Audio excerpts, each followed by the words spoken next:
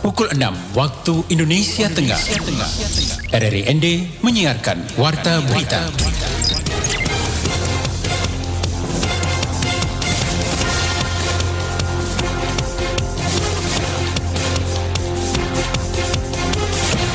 Selamat pagi mendengar RRI dimanapun Anda berada. Inilah Warta Berita Pagi edisi penyiaran Jumat 20 Januari 2023 dengan Sari Berita.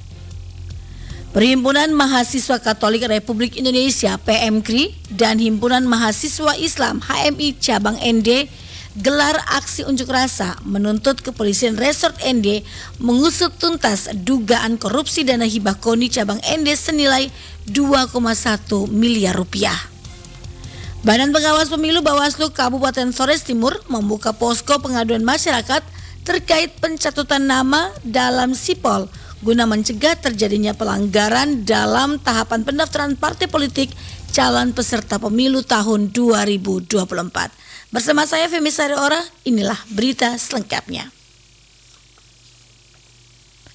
Kelompok Cipayung yang terdiri dari Perhimpunan Mahasiswa Katolik Republik Indonesia PMKRI dan Himpunan Mahasiswa Islam HMI Cabang ND melakukan aksi unjuk rasa menuntut Kepolisian Resort ND mengusut tuntas dugaan korupsi dana hibah KONI Cabang ND senilai 2,1 miliar rupiah. Laporan Rosa Dalima. Baik, terima kasih. Yang pertama kami ucapkan terima kasih atas dukungan daripada rekan-rekan adik-adik mahasiswa dalam hal ini PMKRI yang mendukung kami dalam proses penyelidikan kasus dana hibah KONI. Aksi damai yang dilakukan mahasiswa Cipayung pada Rabu 18 Januari kemarin tersebut sebagai bentuk dukungan dari para mahasiswa kepada Polres ND yang sedang mengusut dugaan penyalahgunaan dana KONI. Koordinator lapangan aksi Fritz Dalla dalam pernyataan sikapnya menyampaikan, aksi yang dilakukan ini juga menyikapi fenomena sosial yang berkembang akhir-akhir ini. Saat ini menurutnya berbagai media massa lokal menyoroti soal dana hibah yang diberikan kepada Komite Nasional Indonesia atau KONI Cabang ND.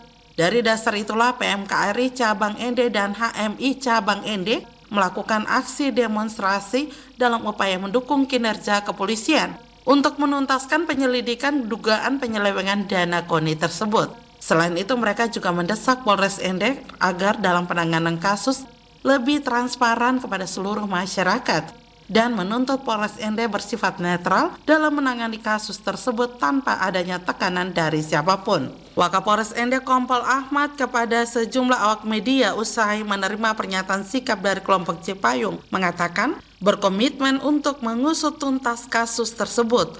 Untuk itu pihaknya telah melakukan pemeriksaan terhadap sejumlah pihak. Untuk dipahami oleh kita bersama bahwa sampai saat ini penyidik kami dalam hal ini Satreskrim Polres ND sedang melakukan tahap penyelidikan.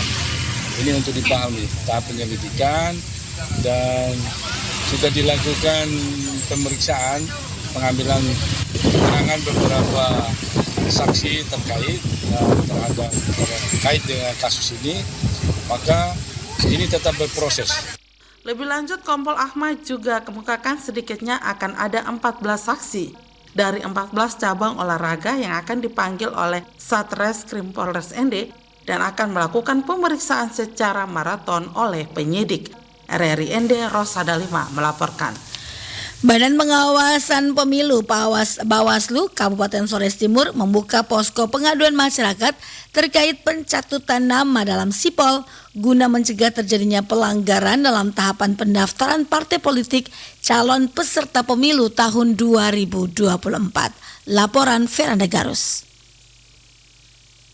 Tujuan utama dari pendirian posko pengaduan masyarakat ini adalah untuk mengatasi dugaan kecurangan sejumlah oknum yang berperan sebagai pengepul KTP. Ketua Bawaslu Flores Timur Arifin Atanggai SPD kepada RRI menjelaskan untuk posko pengawasan perekrutan di panitia pemungutan suara di lingkungan KPU, pihaknya membuka di 20 titik dengan rincian di 19 kecamatan dan satu posko berada di Kota Larantuka. Posko pengaduan juga menjadi wadah penyampaian aspirasi tentang semua temuan kecurangan termasuk Badan dan ad hoc seperti PPK, PPS, Pantarli, dan KPPS berstatus anggota parpol. Soal pengaduan itu bisa juga berupa bahwa yang bersangkutan sedang bekerja di tempat lain, tetapi itu tidak pada optimal karena mungkin saja yang bersangkutan juga sudah menyertakan surat izin dari atasan. Namun apapun yang diadukan kita akan berproses untuk menindaklanjuti seperti itu.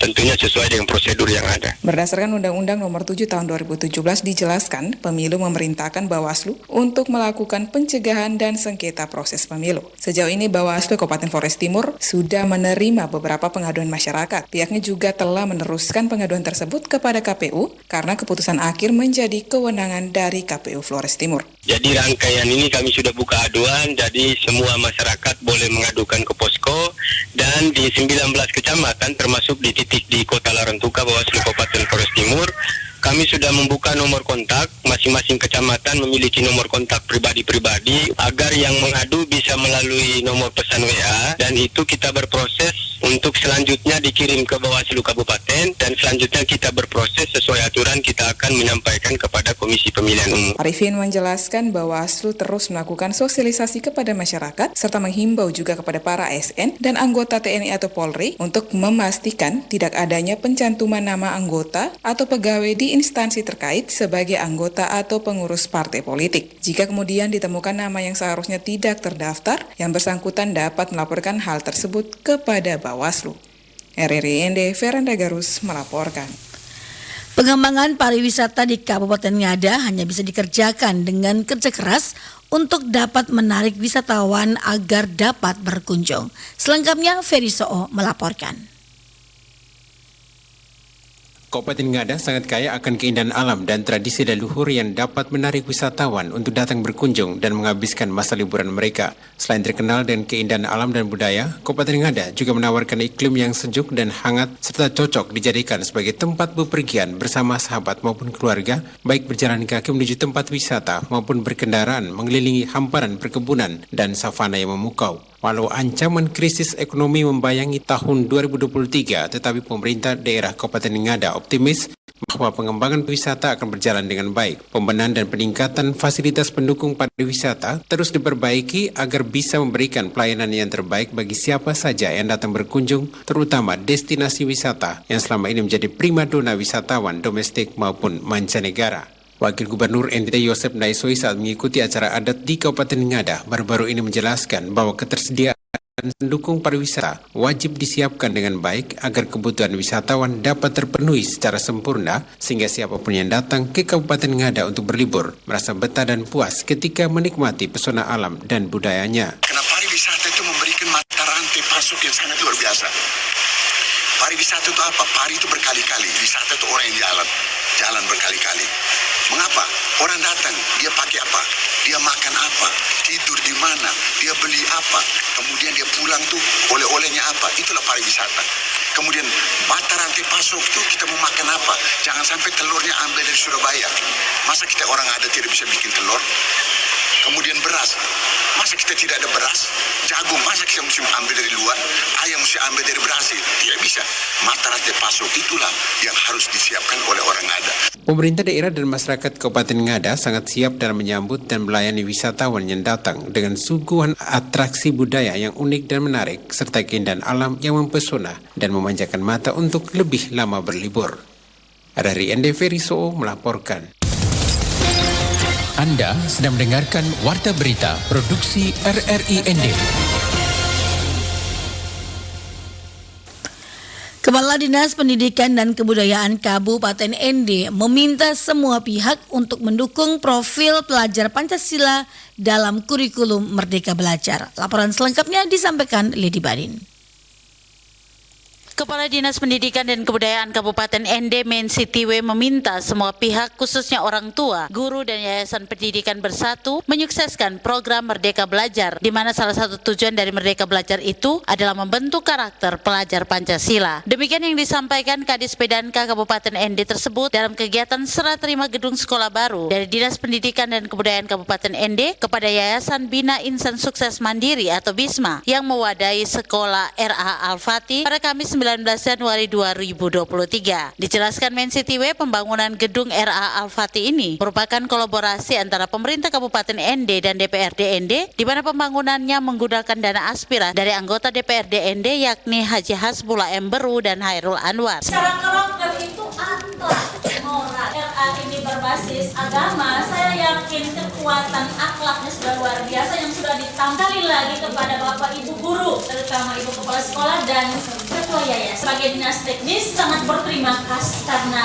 bukti nyata bahwa yayasan tidak hanya sekedar buka yayasan, tapi hari ini kalian menunjukkan bahwa anak-anak kita sudah dididik. Dan pada kesempatan ini juga ya, atas nama pemerintah daerah dan juga kepada Pak Hasbullah dan juga Bapak Khairul, saya yakin kalau seandainya kolaborasi dan komunikasi yang sudah dibangun sangat-sangat bagus selama ini, komitmen dari pemimpin-pemimpin di daerah ini, kepedulian di bidang pendidikan yang patut kita prioritaskan. Sementara itu, anggota DPRD Kabupaten ND Hairul Anwar juga mengungkapkan bahwa pembangunan gedung sekolah RA Al-Fatih ND merupakan hasil usulan pada reses tahun 2021, di mana Yayasan Bisma dan para guru di RA Al-Fatih yang mengusulkan untuk bantuan gedung sekolah tersebut. Saya ingin mengucapkan terima kasih kepada pihak pemerintah yang pada hari ini telah merampungkan kegiatannya. Di awal kegiatan ini kami rancang.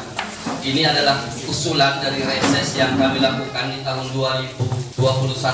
Usulan ini dimasukkan oleh yayasan melalui guru-guru di RA Al-Fatih agar kami melalui reses dapat menyalurkan bantuan satu buah gedung yang pada hari ini sudah kita lihat bersama. Sekali lagi terima kasih saya ucapkan kepada pihak pemerintah yang telah mau melaksanakan apa yang menjadi usulan kami.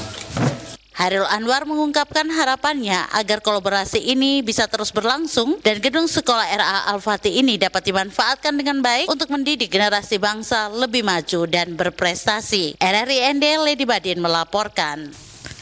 Meriahkan Hari Amal Bakti HAP ke-77, Kementerian Agama Republik Indonesia, Kantor Kementerian Agama Kemenak Kabupaten ND menggelar aneka kegiatan. Laporan Suimam.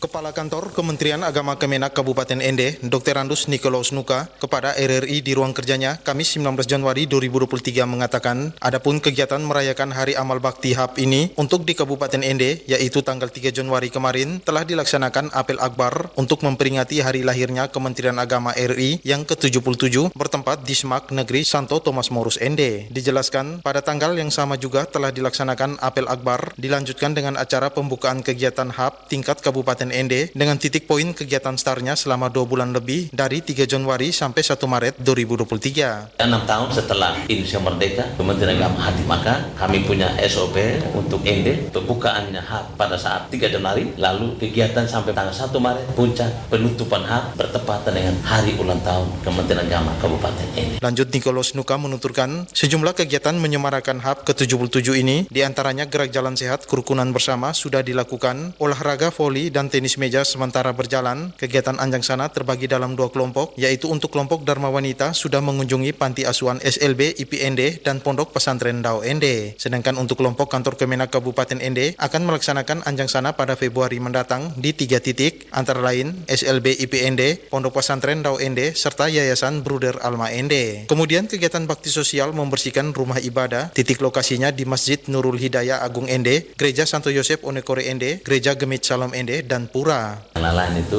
masih dalam rancangan dan pasti apa yang sudah digariskan pasti nanti kami akan wujudkan. Ditambahkannya, untuk di ND yang berhubungan dengan HAP ini ada muatan lokal di mana spiritnya ND sebagai laboratorium kerukunan, laboratorium toleransi, dan laboratorium persaudaraan sejati. Sekian warta berita pagi hari ini. Mewakili kerabat kerja bertugas, saya Femi Sareora. Selamat pagi.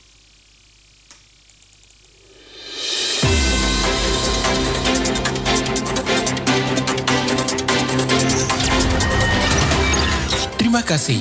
Anda telah mendengarkan Warta Berita Produksi RRI ND.